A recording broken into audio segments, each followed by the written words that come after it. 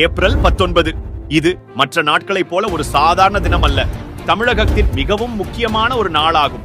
ஆம், இந்தியாவின் பிரதமரை தேர்ந்தெடுக்கக்கூடிய மக்களவை தேர்தலுக்கான வாக்குப்பதிவு ஏப்ரல் 19ஆம் தேதி நடைபெறுகிறது. நாட்டின் எதிர்காலத்தை மாற்ற நம்மிடம் இருக்கும் ஒரே ஆயுதம் நமது வாக்கு மட்டுமே ஆகும். நாம் ஒருவர் வாக்களிக்காவிட்டால் பெரிதாக என்ன நடந்துவிடும் என்று நீங்கள் நினைக்கலாம்.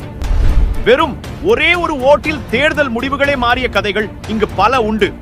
5 ஆண்டுகளுக்கு ஒரு முறை மட்டுமே வாக்களிக்கும் வாய்ப்பு கிடைக்கும். ஆனால் பலர் அந்த வாய்ப்பை தவறவிடுகின்றனர்.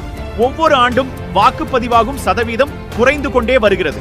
தேர்தல் ஆணையம் பல முன்னெடுப்புகளை எடுத்தாலும் படித்தவர்கள் கூட ஓட்டு போட மறுக்கின்றனர்.